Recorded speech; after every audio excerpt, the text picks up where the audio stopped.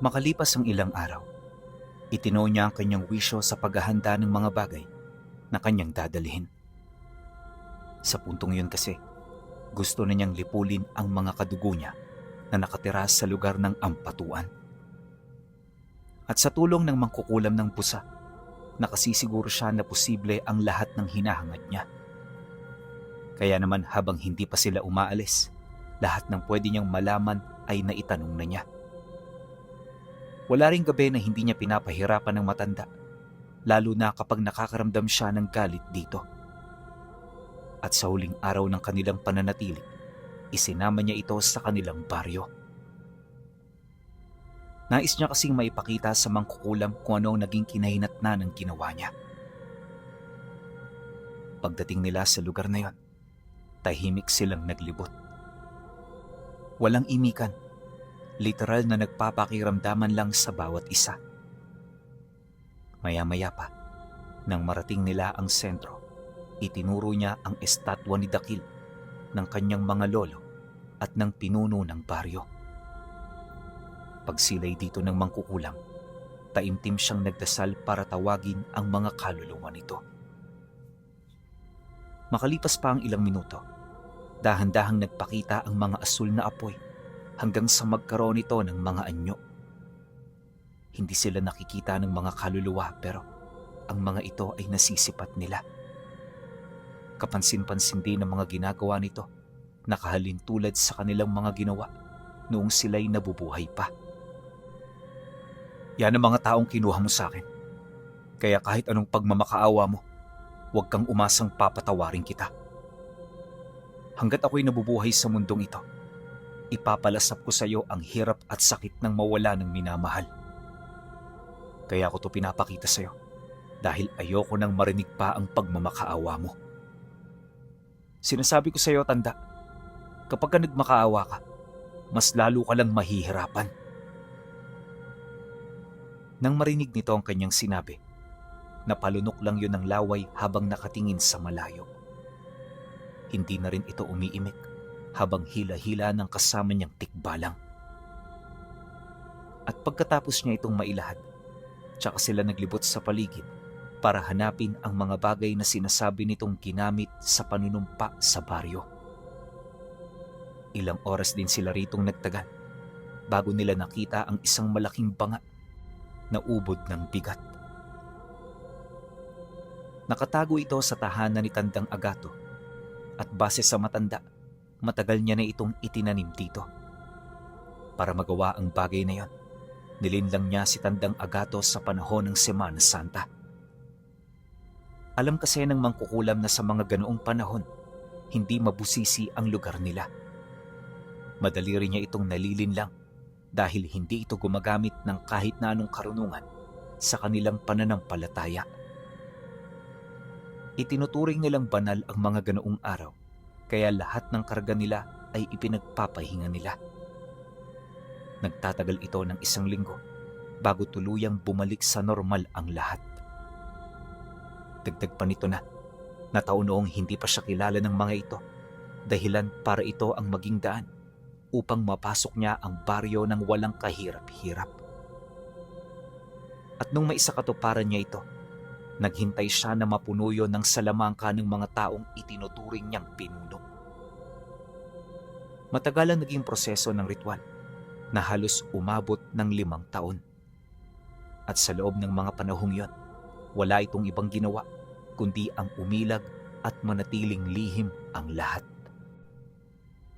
Nagdesisyon lang itong magpakilala sa mga tagapangalaga nung inabisuhan siya ng mga Panginoon niya na nakahanda na ang lahat. Magmula noon, itinuloy niya ang pag-atake sa lugar nila upang mabaling doon ang kanilang atensyon. Walang naghinala sa mga bagay na itinanim niya, kaya naging matagumpay ang plano nila. Matapos nitong mailahad ang lahat ng nalalaman niya, napapikit lang naman ito sa mata matapos nitong masipat ang mabilis na pagsalubong ng kamao ni Sigma sa mukha niya. Pagbagsak nito sa lupa, paulit-ulit siya nitong tinadyakan habang nagwiwika ng, "Ano? Masaya ba? Natutuwa ka ba sa ginawa mo?" Wala kang kasing sama. Wala kang kasing sama! Totoo nga ang kasabihan na ang mga katulad mo ay hindi marunong lumaban ng patas. Kaya kayo nananalo dahil maruming paraan ang ginagamit ninyo. Tingnan natin kung sa mga susunod na araw, hindi mo pagsisihan ng lahat ng yan. Nang marinig ito ng matanda, kahit hirap na ito sa kanyang kalagayan, pilit pa rin itong nagsalita. Naging instrumento lang ako. Kaya hindi ako totoong may kasalanan. Meron din kayong kapabayaan. Kaya wag mo sa akin isisi ang lahat. Kung hindi lang sana kayo nagpakakampante, hindi ito mangyayari. Habang sinasambit niya ang mga katagang ito, patuloy ang pagtulo ng dugo sa kanyang bibig hanggang sa mawalan ito ng malay. Nang mapansin naman ni Sigma na hindi na ito gumagalaw, tsaka pa lamang niya yun tinigilan. Pagkatapos, isinakay niya yun sa karwahe para pagpahingahin. Bagaman gustong-gusto na niyang patahimikin ng matanda, alam niya sa kanyang sarili na hindi pa ito ang panahon. Kailangan pa nitong magdusa sa kanyang mga kamay upang masiguro na makukuha ng bawat isa ang hustisyang hinahangad nila. Makalipas ang ilang minutong paghahanap, dito na nga niya nakita ang bangang tinutukoy nito na nasa loob ng bahay ni Tandang Agato. Nakatago ito sa isang abandonadong silid ng isa sa mga kapatid ni Dakil. Sa estado rin ng lugar, halatang napabayaan na ito. Bukod kasi sa mga lumang gamit na naroon, kapansin-pansin din ang mga nakatambak na sirang muebles sa loob. Indikasyon na ginagamit na ito noon bilang imbakan. Matapos naman niya itong masilayan, hindi niya maiwasang mapaisip kung ano ang dahilan nito at kung bakit nakalagay dito ang sinasabing banga ng mangkukulam. Malakas ang kutob niya. May kaugnayan si Tandang Agato sa taong nagdala nito. Kaya para malaman ng totoo, hindi na muna niya binasag ang banga. Marahan niya yung isinakay sa karwahe kasama ng mga kagamitang hindi pa gaanong nasisira. Gamit ang kanyang abilidad, naibalik niya ito sa dati nitong anyo, kaya lahat ng nilalaman nito, sigurado siyang makikita at mababasa niya. Ayon kay Sigma, may kapangyarihan na siya noong alisin ng sumpa, pero nagagawa niya lamang ito sa mga bagay na walang buhay. Kaya kahit gusto niyang basagin ang sumpa ng mga kasama niya, hindi niya ito magagawa. Labag din ito sa aral ng kanan, kaya di na rin siya umaasa na ito ay magagawa pa niyang maisakatuparan. At kaya lang naman ito nangyari, dahil sa ilang taong pag-aaral niya ukol sa mga uri ng sumpa na posibleng tumama sa baryo nila. Noon pa man kasi, di na siya nawala ng pag-asa sa kabila ng payo sa kanya ng maestro niya. Sinikap niyang gawin ang lahat pero sa bandang huli, wala rin siyang nagawa. At kalaunan, unti-unti na lang niya itong tinanggap. Alam niya kasi na hanggang doon na lamang ang magagawa niya. Matapos niyang makuha ang lahat ng bagay na alam niyang may halaga, tsaka sila umalis ng baryo.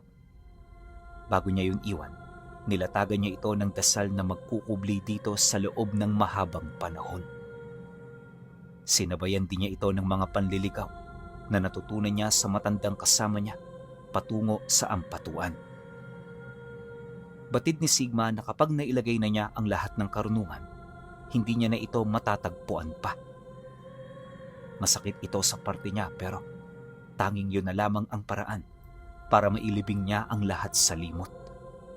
Magsisilbi na rin itong libingan ng kanyang mga kadugo na sasariwa at iiral na lamang sa kanyang alaala. Kalaunan, nang maisakatuparan na niya ito, tsaka siya tumalikod sa entrada ng baryo habang tumutulo ang kanyang luha. Pagpasok niya sa karwahe, tsaka naman nila tinahak ang daan pabalik sa kanilang bahay.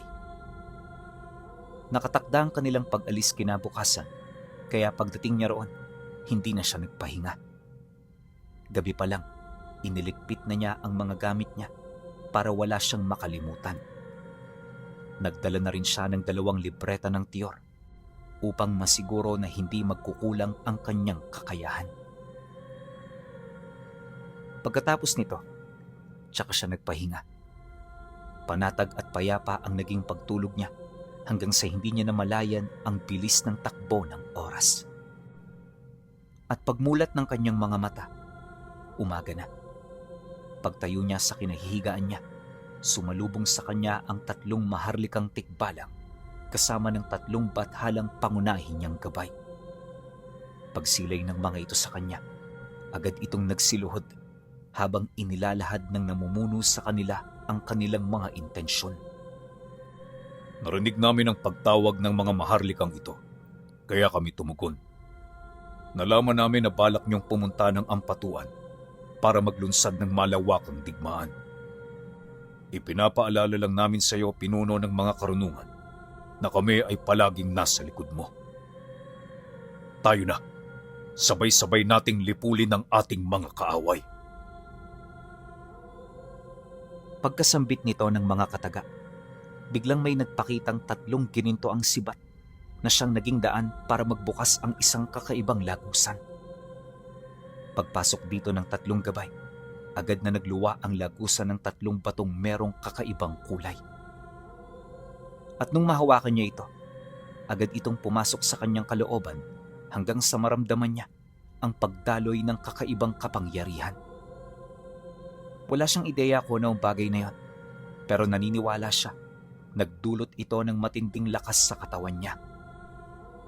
Kaya naman pagkaraan ng ilang minuto, di na rin siya nagdalawang isip na ihanda ang karawahe at ang mga tikbalang nakasalukuyan ng nasa balat kayo ng mga kabayo. Pagpatak ng 3:00 ng hapon, tsaka nila iniwan ang baryo.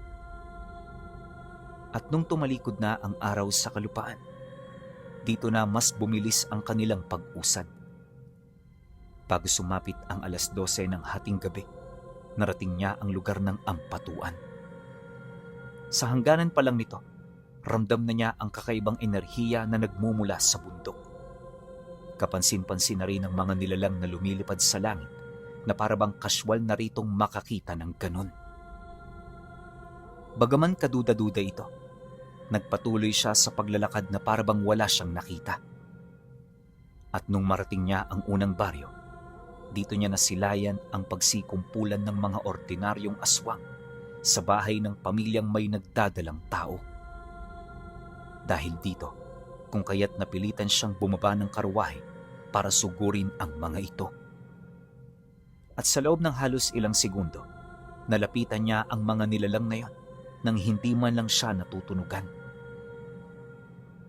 Ayon kay Sigma, napansin lang siya ng mga ito nung masipat nitong nakatayo na rin siya sa bubong kung saan ito nagmamasid sa kanilang biktima. Pagsilay naman ng mga ito sa kanya, nakaramdam ito ng matinding pagkagulat sa puntong hindi na nila mawari kung ano ang gagawin nila. Habang tumatagal kasi, nararamdaman ng mga ito ang presensya niyang likas na katangi-tangi. Batid din ng mga nilalang na may masamang mangyayari sa kanila kung sakali mang takasan nila ito ng basta-basta. Nang mapansin naman yun ni Sigma, hindi niya maiwasang mapangiti habang kaswal na nagwiwika sa mga ito ng, "Sino ang nag-utos sa inyo para manalasa sa mga ganitong lugar? Hindi ba't kasunduan ng mga albularyo at aswang ang pagrespeto sa mga malalaking komunidad na tinitirhan ng mga ordinaryo? Kailangan nitong mapatupad upang ang ating lihim ay manatiling lihim. Paano kung madiskubre kayo rito ng malaking grupo? Ano sa tingin niyo ang mangyayari? Hindi ba kakalat ang tungkol sa inyo sa maraming dako? Magdudulot ito ng kalituhan sa marami at yan ang ayaw nating mangyari." Nang marinig naman ito ng mga nilalang, bigla itong nangahas na sumabat sa kanya. "Malabo yang mangyari dahil bawat kilos namin dito may pahintulot sa mga tagapangalaga. Tsaka isa pa, pag-aari nilang lugar na ito. Walang kapangyarihan dito ang kasunduan dahil lahat ng antingerong naririto ay nagsisilbi lamang delikasiya sa aming mga hapagkainan." Pagkasambit nito ng mga kataga, hindi nito napansin ang mabilis na paghawak ni Sigma sa kanya. Kung hindi pa humigpit ang kamay nito sa kanyang leeg, hindi pa yun mararamdaman ng nilalang. At nung magpang-abot na ang kanilang mga mata, dito nakita ng nilalang ang demonyong nagtatago sa maamo niyang pagmumuka.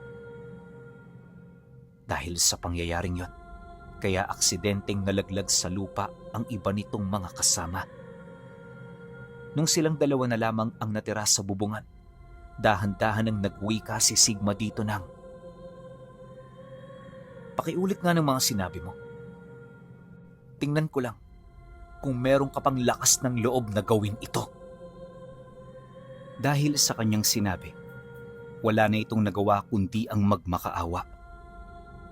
Ang kaso lang, bago pa man humaba ang mga sinasabi nito, dinurog na niya ang leeg nito. At sa sobrang galit niya, hindi niya yun tinantanan hanggat hindi niya ito naihihiwalay sa katawan.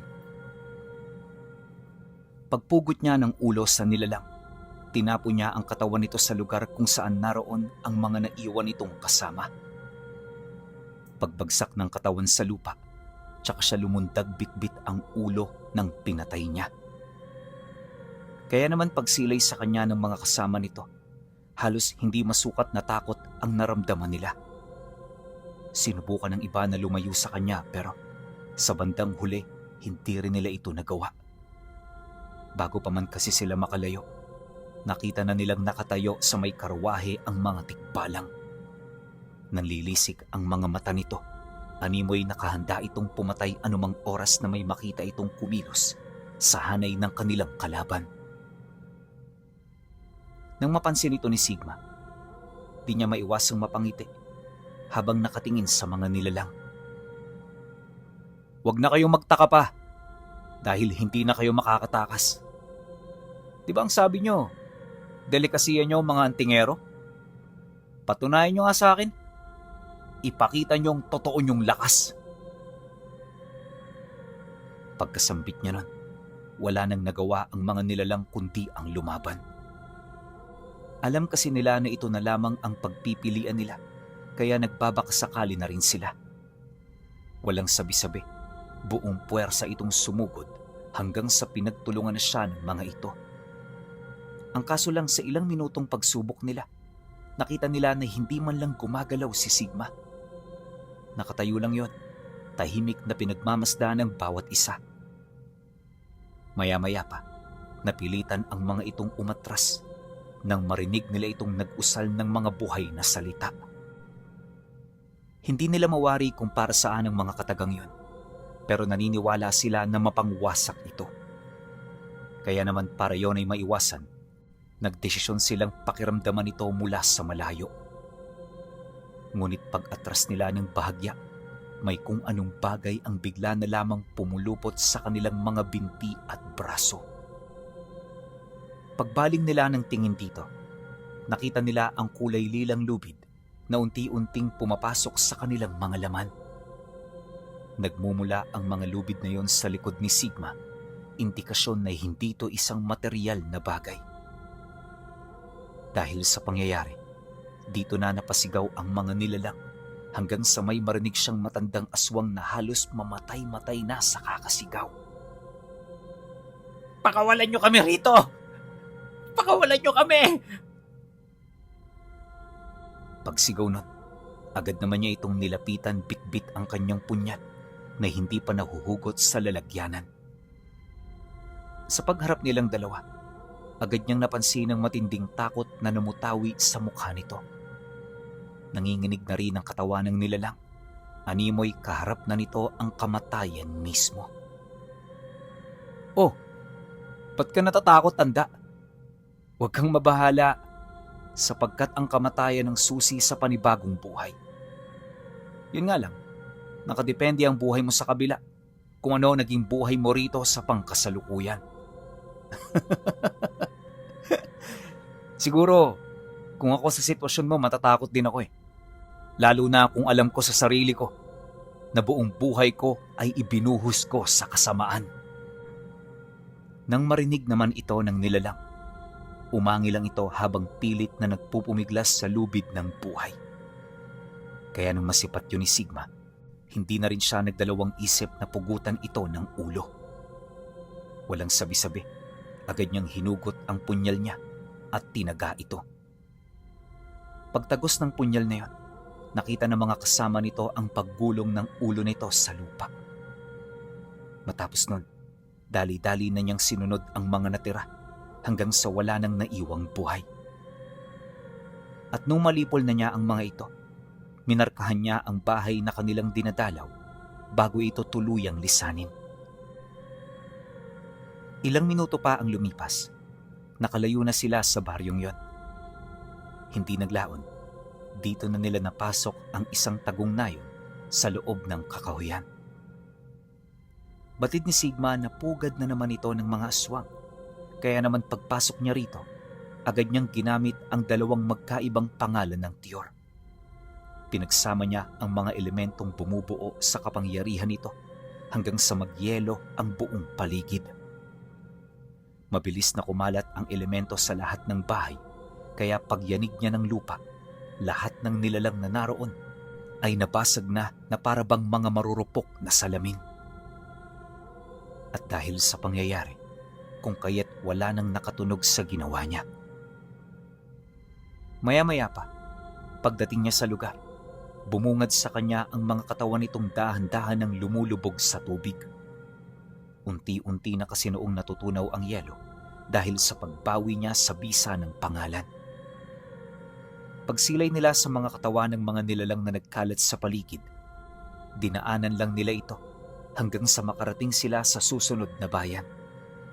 At mula roon, pinagtiyagaan niyang linisin ang mga natitira hanggang sa malipol niya na ito sa loob ng isang gabi lang. Tama kayo nang narinig, naubos ni Sigma ang mga nilalang sa ampatuan sa loob ng isang gabi. Hindi man ito kapani-paniwala pero ito talaga ang nangyari. Kalaunan, nang maubos na niya ang lahat, tsaka siya umusad patungong bundok. Hindi na ito kagaya ng unang punta niya dahil sa pagkakataong yon handa na siya. Nasa likod na rin niya ang mga bathala at nakakondisyon na rin ang katawan niya. Kaya habang binabagtas ang daan, hindi niya maiwasang isipin ang tagumpay na malapit na niyang makamit. Naniniwala rin siya na sa pamamagitan nito, mabibigyang linaw na ang lahat ng mga katanungang matagal nang umiikot sa puso niya. Kalahating oras ang dumaan, abot tanaw na niya ang bundok. Sa may bandang patag pa lang, kapansin-pansin na ang presensya ng mga tagapangalaga. Sumasabay ito sa simoy ng hangin, indikasyon na kasalukuyan na rin itong naghahanda. Akala niya payapa niyang mararating ang paanan, pero malayo palang tinambangan na siya ng mga gabunan. Hindi ito mga ordinaryong gabunan pinuno, dahil ang mga nilalang na yon ay may dugo din ng sigbing. Kalahati rin itong engkanto, kaya ang mga wangis nito ay may hahalin tulad mo sa mga kapre.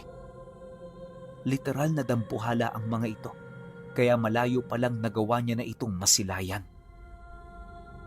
Habang binabagtas ng mga ito ang daan, agad niyang inutusan ng mga kasama niyang tikbalang na maghanda. Kung susumahin, hindi naman talaga niya kailangan ng tulong ng mga ito, kaso lang kailangan niyang makasiguro na hindi mamamatay ang kasama nilang mangkukulam.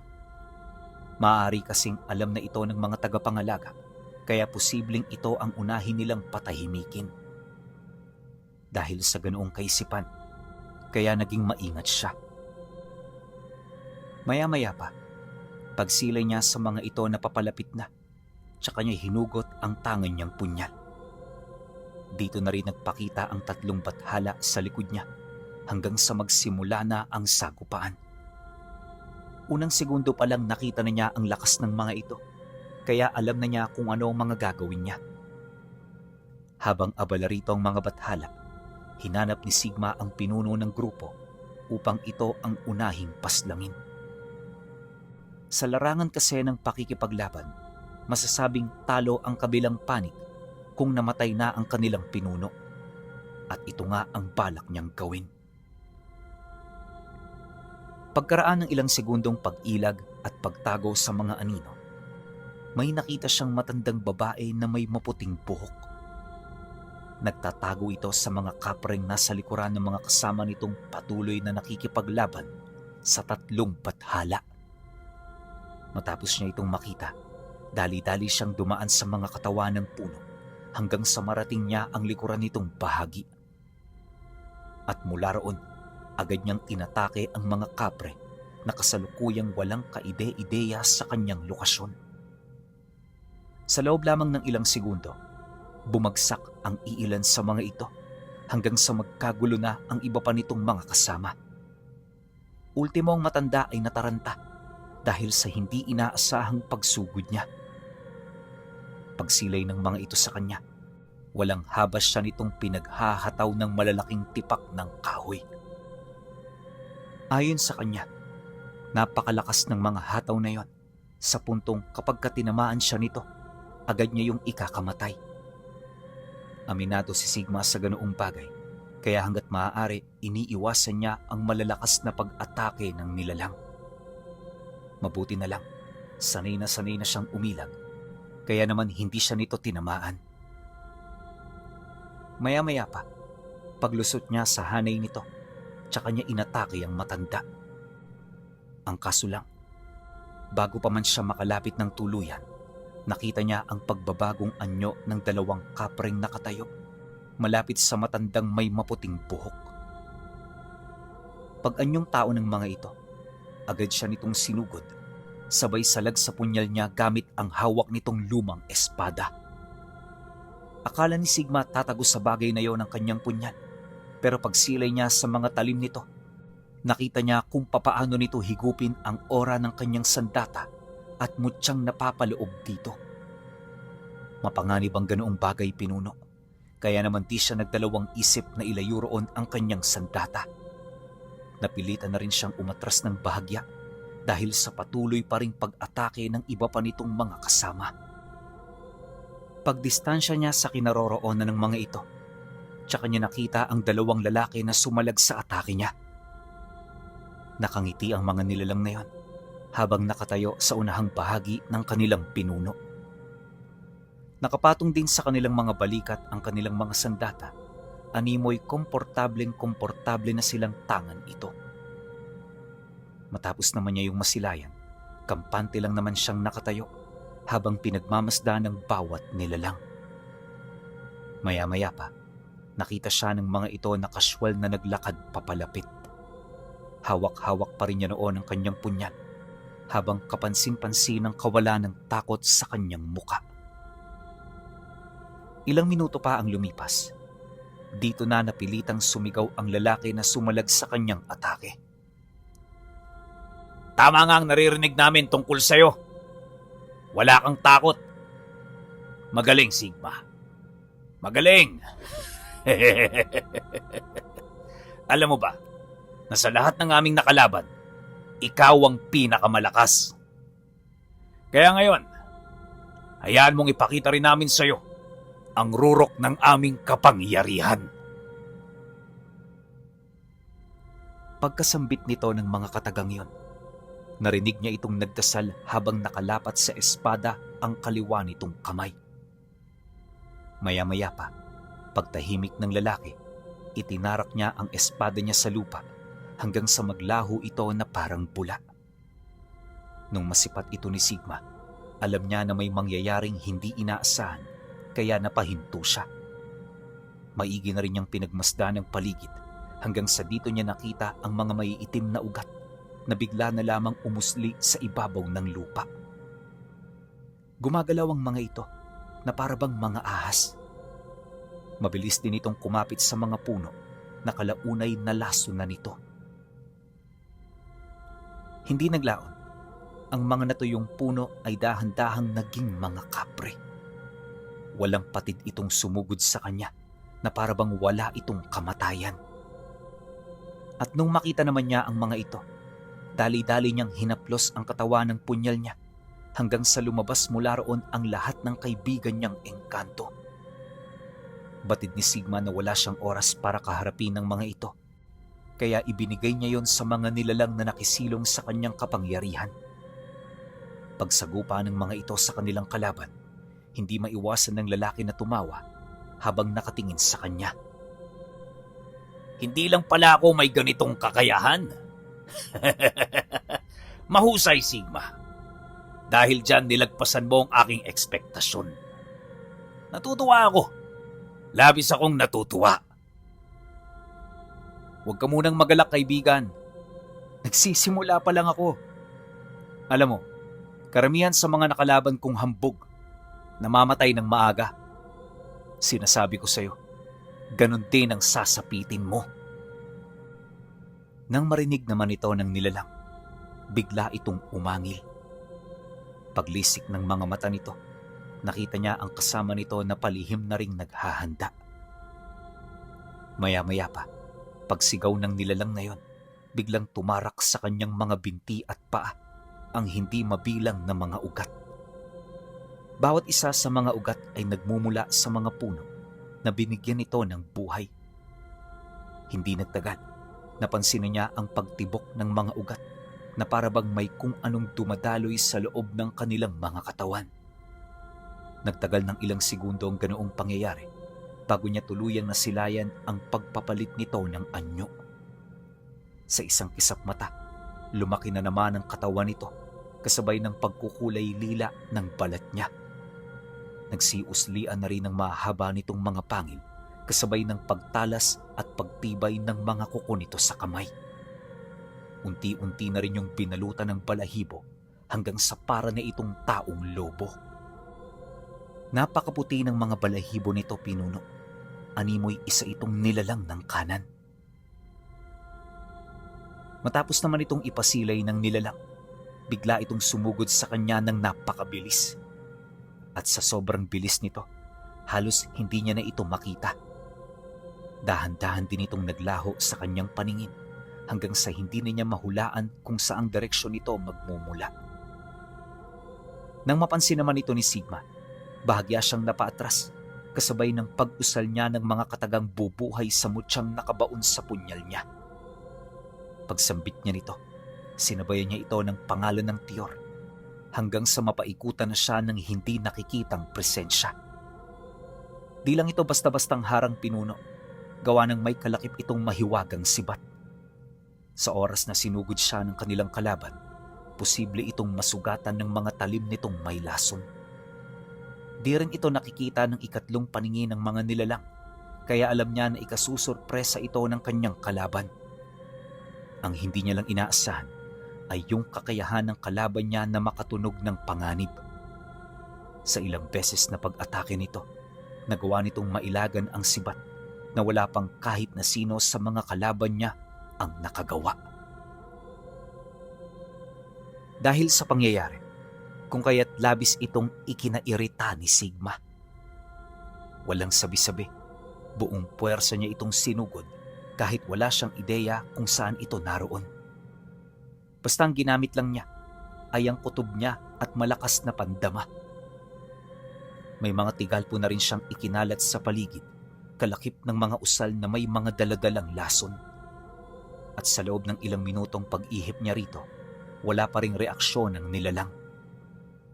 Maya-maya pa, napangisi na lamang siya nang makita niya itong tumigil sa pagtakbo. Sa estado nito, mukhang nanghihina na ito, dulot ng panaka-nakang paghabol ng hininga. Pagpang-abot naman ng tingin nila, muli itong napangisi sa kanya habang mabilis na sumusugod ang mga nilalang na nilikha nito gamit ang sandata. Kisap mata rin yung naglaho sa kanyang paningin bago siya nito buong puwersa na inatake. Pero sa pagkakataong yon, walang kaide-ideya ang nilalang na natutunogan na pala ni Sigma ang kinaroroonan niya. Sa madaling sabi, nilaro nito ang gusto nitong mangyari sa kanya. Maya-maya pa, pagramdam niya na aatake ito sa kanyang likod, tsaka niya ito hinarap at walang kaabog-abog na inundaya ng suntok sa tagiliran. Pagtama ng sapak niya, agad niya itong tinadyakan sa muka, dahilan para lumipad ito ng napakalayo. Pagbulusok nito sa lupa, Ilang beses itong nagpagulong-gulong bago ito tumama sa puno. Matapos ang pangyayari, kusang naglaho ang mga nilalang na tinawag nito. Nang masipat naman yon ng matandang may maputing buhok, agad itong nagbigay ng senyas sa kasama ng nilalang na namatay. Pagkabigay nito ng utos, dali-dali namang naglakad papalapit sa kanya ang nilalang, bitbit ang mahaba nitong espada.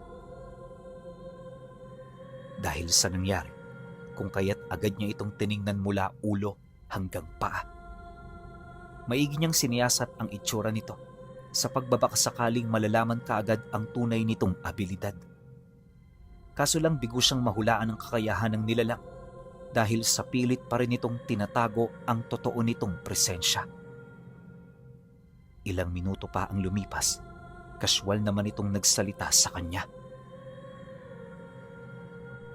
Ano ang nararamdaman mo matapos mong patayin ang kapatid ko? Nasisiyahan ka ba?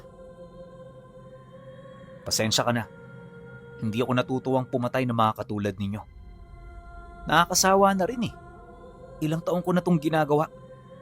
At kaya ko lang ito ipinagpapatuloy dahil sa hustisyang gusto kong makamit. Huwag kang magsalita sa harapan ko na parang ipinapakita nyo na kayo ang biktima sa gulong ito. Dahil simulat sa pool, wala kayong ideya sa pasaning dinadala ko. Pagkasambit niya ng mga katagang yon, dito na umatungal ang nilalang hanggang sa dahan-dahan na itong nagpalit ng anyo. At kagaya ng nauna, itinarak din ito ang hawak nitong espada hindi sa lupa, kundi sa katawan niya. Pagtagos nito, bigla itong naglabas ng pulang usok hanggang sa dahan-dahan na nitong binabalot ang buong paligid. Pagkapal ng usok na yon, nawala ang presensya ng nilalang. Bagaman hindi niya ito nakikita, ramdam na ramdam niya na nakatayo ito sa harapan niya. Maya-maya pa, bigla itong tumawa kasabay ng pagwika nito ng, Umanda ka, Sigma. Dahil sa puntong ito makikita mo ang pinakamalakas naming abilidad. At kahit yung mga pangalan ng tiyor-tiyor na hawak mo, wala yung magagawa para mailigtas ang iyong buhay. Matapos naman itong magsalita, bigla siya nitong sinugod sa pag-aakalang hindi siya nakikita ni Sigma. Akala ng nilalang na yon, mapapaslang na siya nito sa iisang atake lang. Pero paglapit nito sa kanya, bigla itong napahinto ng hawakan ni Sigma ang kamay niya. Ora mismo ibinalibag siya nito sa lupa at tinadyakan. Sa sobrang lakas ng pagkakatadyak, yumanig ang paligid. Bahagyang natigil ang labanan ng mga tikbalang at mga kapre, dulot ng enerhiyang naramdaman ng mga ito. Ilang segundo pa ang lumipas, nagpatuloy ang labanan hanggang sa makita na si Sigma ng matanda na nakatayo sa bangkay ng pinagkakatiwalaan nitong kawal. Hati na sa dalawa ang katawan ng nilalang na nasa paanan niya, indikasyon na tuluyan niya na itong natalo. Dahil sa kanyang ipinamalas, napansin niya ang galit ng matandang nakatitig sa kanya.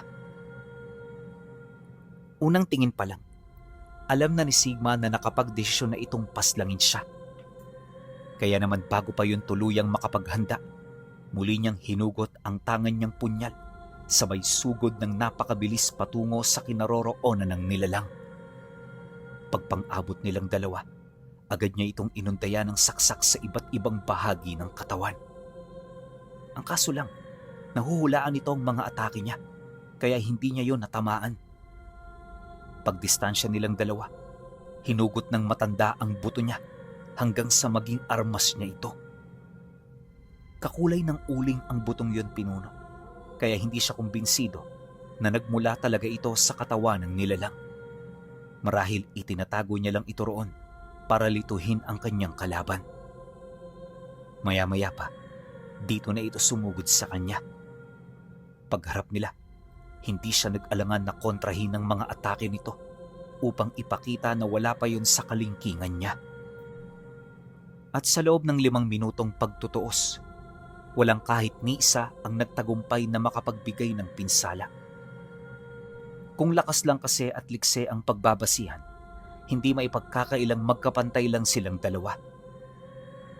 Dahil sa pangyayari, bahagyang naudlot ang kanilang pagtutuos. Nagkusang dumistansya ang matanda, dahilan para sundin din niyo ni Sigma. Importante rin kasi ang makapagpahinga, nang sa gayoy makapag-ipon sila ng lakas para sa paggamit ng mga alas nila. Ilang minuto pa ang lumipas, nasipat niya ang paglapit ng mga kapre sa matanda. Hindi nagtagal, itinago ng mga ito ang nilalang hanggang sa hindi niya na yon nakita. Akala ni Sigma naglaho ito katulad nung unang nakalaban niya, pero nagkamali siya. Dahil pagkaraan lang ng ilang segundo, may nakita siyang kapre na naiiba sa lahat. At ang kapreng yon ay binabalot ng mahahabang balahibo. May matatalas din itong kuko, tapos di hamak na mas nakakapangilabot ang anyo nito. Nung makita niya ang nilalang, agad niyang napagtanto na ito na marahil ang kinontrol ng matanda para makipaglaban sa kanya. Kaya naman walang sabi-sabi, buong puwersa niya itong sinugod habang palihim na nakikipag-isa ang kapangyarihan ng mga bathala sa katawan niya. Sa puntong yon, desidido na siyang paslangin ito dahil masyado na nitong kinakain ang kanilang oras. Ayaw na niyang magtagal sa lugar dahil habang lumilipas ang mga minuto, may napapansin siyang kakaibang enerhiya na nagmumula sa bundok. Ano man ito, naniniwala siya na hindi yon magandang senyales. Paglapit niya sa nilalang, walang habas naman niya itong pinag-uundayan ng saksak sa may bandang paanan. Pinilit niya itong pabagsakin sa lalong madaling panahon, pero masyadong mabilis ang paghilom ng mga pinsala nito. Hindi rin mahalaga kung may basbas ng pangalan ng Tiyor ang mga lasong nakakapit sa talim ng punyal, na parabang wala itong epekto. Nang mapansin ito ni Sigma, medyo napaisip na siya. Sa kauna-unahang pagkakataon kasi, may nilalang na nakaligtas mula sa mga laso ng pangalan. Sa pagpapatuloy ng ganoong pangyayari, pinagmasdan niya ng maigi ang kilos nito upang magkaroon ng kasagutan ang kanyang mga tanong. Pilit din niyang hinanap ang matanda kaso di niya yun makita. Hindi na rin niya naramdaman ang bakas ng presensya nito. Animoy bigla na lang itong naglaho. Kaya kahit naguguluhan, wala siyang magagawa kundi ang makipaglaban. At sa loob ng kalahating oras, naramdaman niya na parang hindi niya ito kayang matalo. Akala ni Sigma wala itong kahinaan, hanggang sa may mga narinig siyang bulong mula sa mga bathalang nanananahan sa loob ng katawan niya. Sigma, hindi totoo ang nilalang na yan. Posibleng may kumokontrol sa kanya, kaya hindi siya naapektuhan ng pangalan. Hanapin mo ang matanda, dahil may kutob kami na yon ang kahinaan niyan. Pagkabanggit nito, muling bumalik ang pag-asa sa kanyang isipan. Pagbaling niya ng tingin dito, agad niyang inusal ang 10 pangalan ng Tiyor sa mismong talim ng punyal niya. At dahil sa mga buhay na salitang yon, kung kaya't bigla itong nilamon ng elemento ng apoy. Habang naglalagablab ang talim nito, walang habas niya itong pinag-uundayan ng saksak. Noong una hindi pa nito iniinda ang mga atake niya, pero nang mapansin nito na hindi naaapula ang apoy mula sa punyal niya, dito na yon nabahala. Sa isang iglap, mas naging malakas ang pag-ataking ginawa nito. Di na rin siya nito binigyan ng pagkakataon, indikasyon na nalalagay na sa peligro ang buhay nito. Kaya naman nang mapansin niyo ni Sigma, paulit-ulit niya yung sinunggaban hanggang sa kalaunan nilamon na ito ng napakalaking apoy. Pagbalot nito sa katawan ng nilalang, sinubukan niya pa yung apulahin pero hindi siya nagtagumpay. Ilang minuto pa ang lumipas, tuluyan na rin itong bumagsak sa lupa habang naaagnas ang kabuuan ng katawan. Di nagtagal, dito nakita ni Sigma ang matanda na punong-puno ng lapnos sa katawan. Dahan-dahan itong umahon doon habang pilit na inaalis ang mga malalaking ugat na nakayakap sa kanyang mga bisig. Paghiwalay nito sa kapre, mas lalong bumilis ang pagkakaagnas nito. Maya-maya pa, tumayo ito sa harapan niya habang naghahabol ng hininga. Sa estado ng matanda, mukhang napuruhan yon sa kanyang ginawa. Kaya naman pagsilay niya rito sa ganoong kalagayan, hindi niya maiwasang matuwa. Kaswal na rin siyang lumapit dito habang pinipigilan ng mga tikbalang ang iba pa nitong mga tauhan. Sa pagharap nilang dalawa, napangiti siya ng bahagya habang nagwiwika sa matanda ng, "Oh, nasa na yung lakas at kapangyarihan na ipinapangalandakan nyo kanina? Mukhang sa pagkakataong to, hindi sa inyo pumapabor ang tadhana. Anong masasabi mo, tanda? Nasisihan ka ba sa mga nangyayari? Yan lang ba ang rurok ng kapangyarihang pwede mong maipamalas? Dahil kung yan lang, isa kang kahihiyan sa pangalan ng ating angkan." Nang marinig naman yon ng matanda, kitang-kita niya ang galit sa mukha nito. At kahit yon ay nanghihina, buong tapang itong sumagot sa kanya ng, "Kayo ang kahihiyan. Noon pa man hindi nyo na ginagamit ang pangalan ng Tiyor sa wastong paggamit nito. At kaya lang naman nagkaroon ng pag-aaklas at mga pagbubuklod dahil sa mahihinang pamumuno ng mga ninuno mo. Ngayon, sino ang mas kahiya-hiya sa ating dalawa? Kami ba na walang ibang hangad kundi ang katanyagan ng angkan? O kayo na siyang salot at ganid sa kapangyarihan?" Pagsagot nito, muli na naman itong nagdasal. Pero sa pagkakataong yun, gumamit na ito ng pangalan. At kagaya ng mga naunang tumiwalag, sabog-sabog din ang bawat kataga ng pangalang ginamit ng matanda. Inaasahan naman ito ni Sigma, lalo pat puro yung kaliwa. Kalaunan, nang tapos na itong magsambit ng mga kataga ng pangalan, dito niya nakita ang unti-unting pagbabago ng anyo nito. Hindi niya mawari kung ano ang nilalang na yon, sa kadahilanang ito ang unang beses na magawa niya itong masilayan.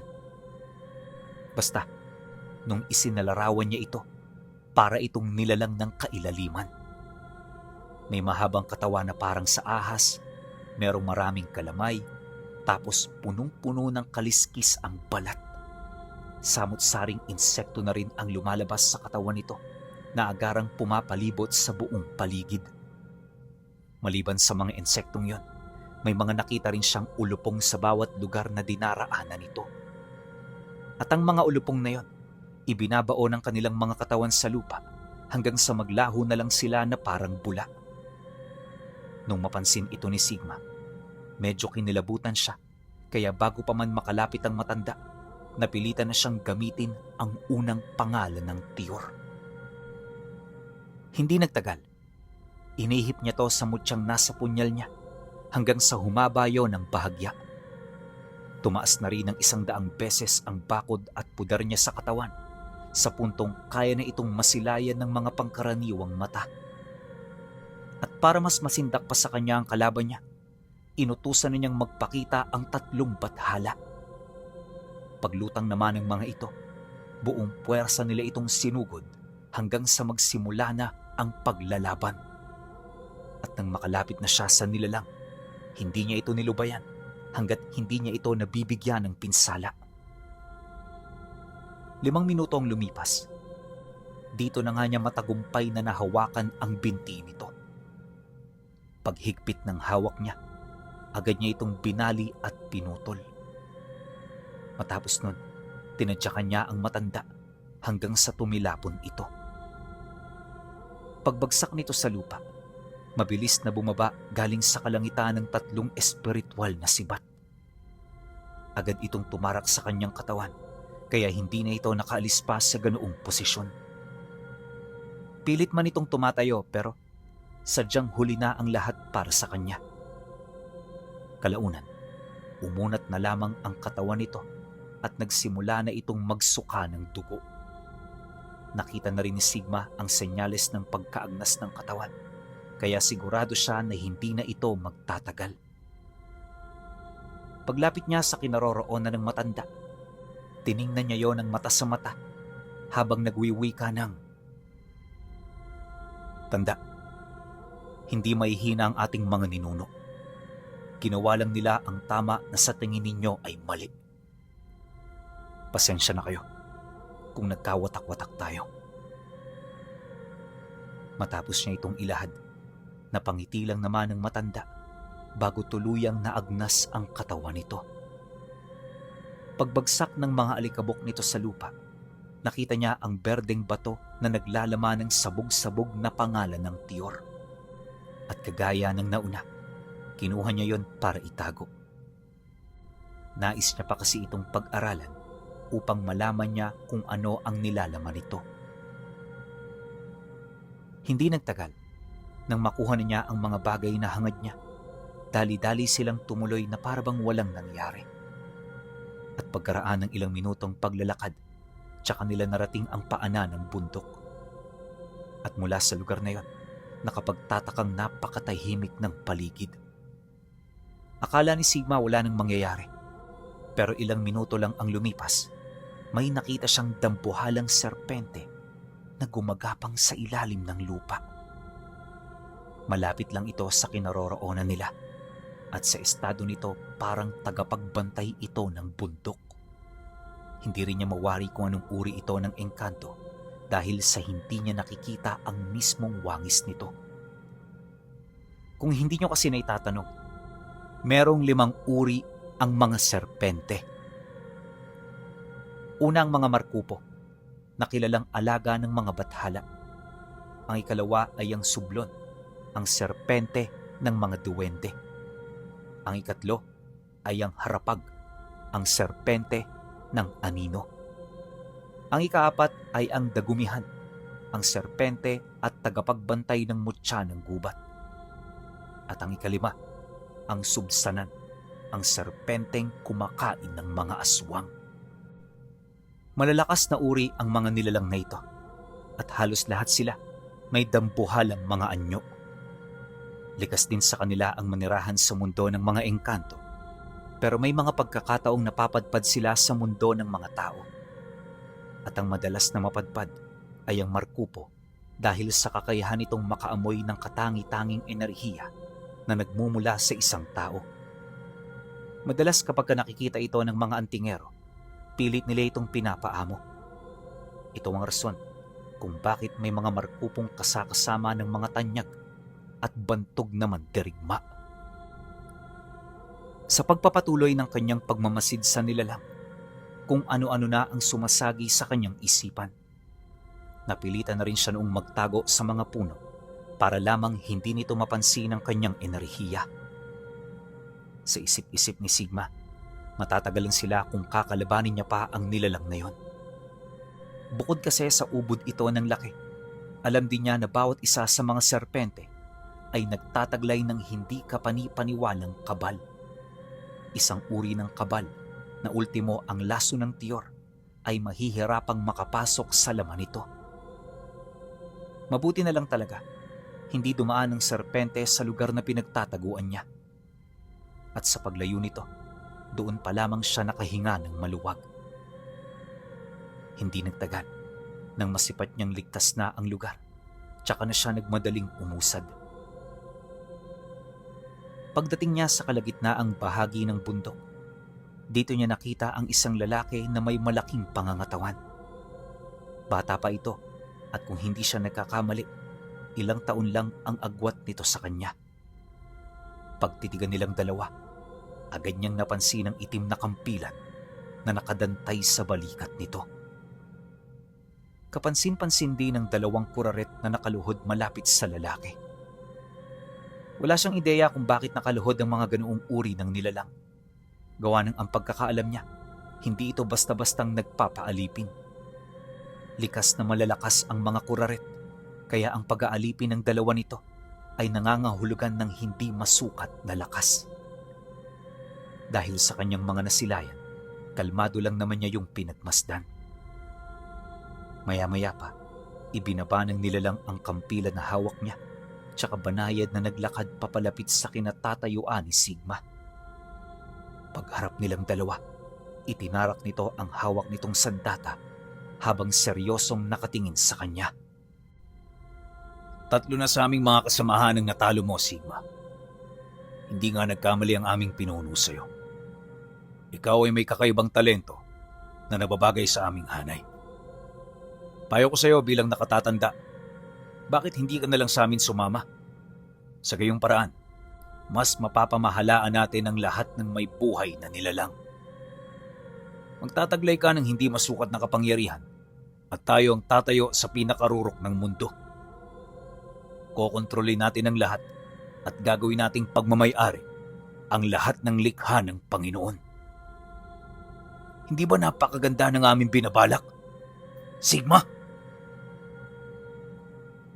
Kung tutulang Diyos sa binabalak ninyo, hindi yan maganda. Napakataas ng ambisyon ninyo. Akala nyo ba, pahihintulutan ng Ama ang ganyang kahibangan? Hindi niya ipinagkakanulong mga tao. Dahil sa lahat ng likha niya, tayo ang pinaburan sa lahat ng bagay. Napuno tayo ng pagmamahal. At sa sobrang pagmamahal, nalikha ang mga rebeldeng katulad ninyo. Hindi pa ako nahihibang para makiisa sa walang kwenta ninyong paniniwala. Nang marinig naman ito ng kausap niya, nakita niya ang galit sa mukha nito. Taliwas sa mga unang nilalang na nakaharap niya, hindi ito marunong tumawa o magpakita ng pagkapanatag habang kaharap siya. Kagaya niya, ramdam niya na nagdodoble ingat din ito. Indikasyon na kinikilala nito ang kanyang kakayahan. Kaya naman sa puntong yon, medyo nagkaroon siya ng takot at pag-aalangan. Ang mga ganoong uri kasi ng kalaban, alam niya na hindi basta-bastang natatalo. May kakaiba rin siya ritong nararamdaman at sa hula niya, sanay na ito pagdating sa pisikal na kumbate. Sa loob ng ilang minutong pag-uusap nila, hindi nagkaayon ang kanilang mga paniniwala. Kaya naman nang mapagtanto ng lalaki na walang silbi ang kanilang mga pinag-uusapan, dito na ito kusang tumahimik. Paghugot nito ng kampilan sa lupa, biglang tumayo ang mga kurarit kasabay ng buong lakas nitong pag-atungal. Sa sobrang lakas ng sigaw ng mga nilalang, umikot ito sa lahat ng direksyon at kumalat yon sa kabuuang parte ng bundok. Dahil sa pangyayaring yon, kung kaya't agad namang nagpakita ang mga tikbalang para alalayan siya. Nang mapansin naman yon ng katunggali niya, hindi nito maiwasang mapangiti habang nagsasalita. Mukhang hindi lang pala ako may mga alipin. Mahusay kang pumili ng alipin, Sigma. Pinapahanga mo ko. Matapos nitong magsalita, bigla niya itong nakita na parabang naghahanda ng umatake. Paghugot kasi nito ng kampilan, agad niya itong hinawi palikuran, sabay hakbang ng kaliwa nitong paa. Narinig na rin niya itong nag-usal hanggang sa may makita siyang itim na kidlat na unti-unting bumabalot sa kamay nito kung saan naroon ang kampilan. Sa isang kisap mata, naglaho ang nilalang hanggang sa namalayan niya na lang na sinasalag na ng mga tikbalang ang pag-atake nito. Pagsilay naman ng lalaki na hindi siya makakatagos sa kalasag ni Sigma, napilitan itong umatras habang naghahanap ng direksyon kung saan ito magmumula. Dahil sa pangyayari, dali-dali namang bumalik ang mga tikbalang sa likuran niya. Pinuno, mag-iingat kayo. Mabigat ang ataking pinapakawala ng taong ito. Duda ko, makakabasag siya ng kalasag kung hahayaan ninyo. Pag-igihan ninyo ang inyong pandama para hindi tayo maunahan. Nang marinig niya ito, tumangulang naman siya at nagpasalamat. Matapos nun, nakita na naman niya ang lalaki na naghahanda ng sumugod. Sa halos 5 beses nitong pagtangka sa buhay niya, hindi niya ito nakita na dumaan sa direksyon kung saan ito umaatake. Literal kasing naglalaho ito kapag sumusugod yun sa kanya. Base rin sa kanyang mga nasilayan, halos triple ang bilis nito kumpara sa matandang kanyang nakalaban. Lamang din ito pagdating sa lakas, lalong-lalo na pagdating sa karanasan sa pakikipaglaban. Kaya naman habang tumatagal ang pag-atake nito sa kanya, nagiging maingat din siya. Bagaman mahirap ang kanyang sitwasyon, hindi sumagi sa kanyang isipan ng tumakas. Alam niya sa kanyang sarili na matatalo niya ito sa tamang panahon. Kaya hanggat maaari, iniiwasan niyang sayangin ang lakas niya hanggat hindi pa umaatake ang mga alipin nito. Sa estado kasi ng tatlong maharlikang tikbalang, kayang-kaya naman nilang salagi ng atake ng nilalang. Kaya habang ito ay nakakadepensa pa, mahinahon siyang nagpapahinga upang maibalik ang lakas niya. Sa loob ng kalahating oras, ganon at ganon pa rin ang nangyari. Kaso lang habang tumatagal, mas lalo ring lumalakas ang atake ng lalaki. Yung mga kasamahan niya kasi, nakikita na niyang rumurupok ang mga katawang lupa, indikasyon na hindi na ito makakatagal pa. Kaya bago pa man yun malagay sa alanganin, dito na siya nagdesisyong kumilos. Paghugot niya ng punyal, agad niyang sinambit ang pangalan ng Tiyor, kasabay ng paghawak niya sa katawan nito. Matapos nun, iniangat niya yun sa ere hanggang sa magkaroon na ito ng nakakabulag na liwanag. Nang maisakatuparan na niya ito, tinawag niya ang kanyang katunggali kasabay ng pagwika niya rito ng, "Ito ang kapangyarihan ng ikatlong pangalan ng Tiyor! Humanda ka!" Matapos niya itong sigawan, bigla na lang nabulag ang lalaki. Nagtagal ito ng ilang segundo bago bumalik ang kanyang paningin. At sa pagsilay niya sa kinaroroonan ni Sigma, nakita niya ito kasama ng mga kawangis nito. Nagkaroon ito ng maraming katulad pinuno, sa puntong kumalat yun sa paligid. Hindi na rin ito matukoy kung sino sa mga ito ang totoo dahil lahat ng kilos niya ginagawa ng mga ilusyon. Nung masipat nito ang lalaki, mas lalo lang itong nilamon ng galit hanggang sa mapilitan na itong utusan ang mga kuraret na alipin niya. Pagbaba nito ng utos, dali-dali namang sumugod ang mga kasama nitong nilalang para ubusin ang ilusyon ni Sigma. Nang masipat naman ito ng mga tikbalang, dito na nila ito pinunterya hanggang sa magkagulo na sila. At habang pinagtutulungan nila ito, kampante naman niyang pinagmasdan ng kanyang kalaban habang naghihintay ng pagkakataon. Nakasisiguro siya na hindi pa siya nito natutunugan, kaya mananatiling nasa kanya ang lamang sa kanilang laban. Ilang minuto pa ang lumipas. Dito na rin yun nagdesisyong sugurin ang kanyang mga kawangis para hanapin ang totoo. Pagsugod na pagsugod nito, agad nitong binitawan ang kanyang kampilan, dahilan para malagas ang halos kalahati ng kanyang ilusyon. Nawasak na rin ang maraming puno sa paligid, dulot ng mga ataking yon. Nang maisakatuparan naman ito ni Sigma, agad siyang naalarma. Yung pamamaraan kasi ng pag-atake nito, parang katumbas lang ng isang bihasang antingero. Ang ikinakabahala lang niya, hindi pa rin ito ginagamit ang iilan sa mga tangan niya. Di niya yun nakitang nagbanggit ng kataganang Tiyor, indikasyon na kaya nitong makipaglaban gamit lamang ang pisikal at sarili nitong kakayahan. Ito rin ang naging dahilan kung bakit nagkaroon siya ng pag-aalangan. Sa lahat kasi ng nakalaban niya, tanging ito pa lamang ang nagpakita ng kahusayan at talino. Batid niya na hindi niya ito basta-bastang matatalo kung magpapadalo siya sa kanyang desisyon. Kaya naman para masiguro na siya ang magwawagi, ginamit niya ang lahat ng taktika upang makita ang kahinaan ng kalaban niya. Kaya sa loob ng ilang minutong paghahanap nito, paulit-ulit niya itong inaasar at nililito. Marami na rin siyang masasamang bagay na sinabi rito para lamang tuluyan itong magalit sa kanya. Ngunit habang nagagalit ang lalaki, mas lalo ring lumalakas ang abilidad nito. Maya-maya pa, bigla itong huminto sa pagsugod kasabay ng dahan-dahan itong paghawak sa kampilan na tangan niya. Matapos nun, sa kauna-unahang pagkakataon, binanggit nito ang katagang Tiyor habang hinahaplos ang katawan ng kanyang sandata. Maya-maya pa, tumahimik ang paligid. Literal na parang tumigil noon ang oras dahil sa biglaang paghinto ng mga nilalang na kanilang nasisilayan. Ultimo siya nagulat, gawa ng hindi niya inaasahan ng ganoong abilidad na magmumula sa sabog-sabog na kataga ng pangalan. Kalaunan, nang mabanggit na ito ng lalaki, bigla itong tumingin sa kanya na para bang alam na nito kung sino ang totoo sa mga nilikha niyang ilusyon. Pagmasdan mo ng maigi ang gagawin ko.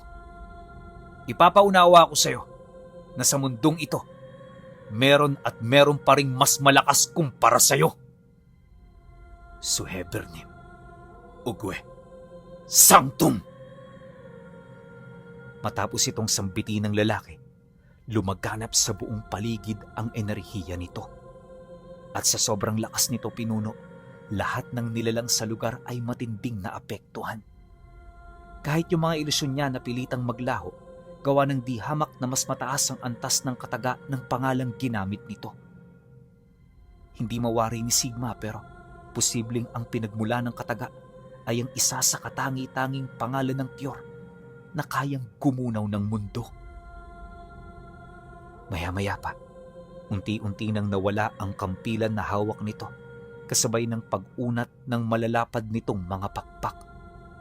Tuluyan na ring nasunog ang kasuotan ng lalaki hanggang sa wala na roong matira.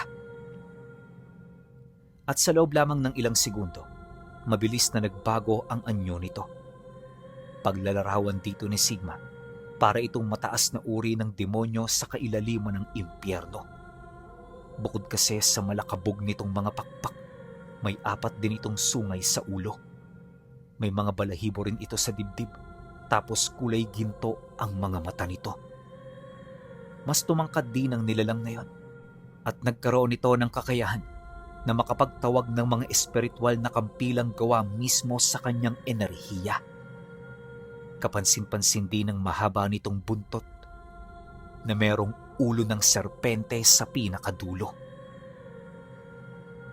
Matapos nitong makapagpalit ng anyo, nakita niya ang kampante nitong paglalakad na para bang wala itong binabalak.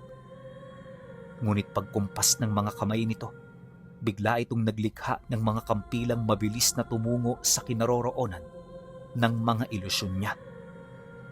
2 kampilan lang ang nakita niya, pero yung lawak ng pinsala nito halos hindi ka panipaniwala.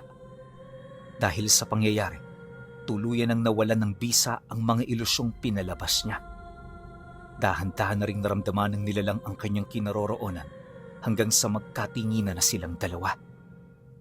Pagpang-abot ng kanilang mga mata, kampante lang naman itong tumitig, walang bakas ng kahit na anong kagalakan sa muka. Yun bang kahit nag-uumapaw na ang lakas nito, hindi pa rin ito nagiging kumpiyansa sa kalaban niya. Marahil alam ng nilalang na yon na anumang oras posibleng mabago ang sitwasyon. Kaya sa halip na maliitin ang kanyang kaharap, nanatili itong alerto upang hindi ito maisahan at mapahamak. Dahil sa ganun itong pag-uugali, kung kaya't hindi nagpakakampante si Sigma. Sa puntong yon, alam niya na yung taong yon ang isa sa pinakamalakas na makakalaban niya. Okay! Grabe, sobrang kilabot ko lalo na rito sa bandang dulo. Kilabot na kilabot akong taas ng balahibo ko hanggang ngayon. Kung nakikita nyo lang. Kasi isipin ninyo sobrang lakas na ni Sigma. Diba? Alam naman natin yan pare-parehas. Nababasa ko rin sa mga comment ninyo na napakalakas na ni Sigma. Pero dito, medyo nagkaroon siya ng pag-aalangan sa kanyang sarili kasi nga ramdam niya na napakalakas nito. 'Di ba? So dito sa episode 15, sa susunod na episode, malalaman natin kung gaano kalakas talaga tong kalaban ni Sigma. Ewan ko lang baka hindi ko muna lapag kasi hindi natin na-hit yung 5K likes. Pero dito pag sakali mang maabot natin 5.5K, ilalapag na kagad natin yung pinakamadugong labanan na maririnig natin sa buong Tiyor. Pero di tayo sigurado kung ito na nga ba yung pinakamatugo. Pero nakikita-kita ako mahihirapan si Sigma dito. So yun lang, 5.5k likes. Pag inabot natin yan, lalapag kaagad natin yung 15. Pero pag hindi, asahan nyo na, one hit tayo na mahaba. Yun lang. Salamat.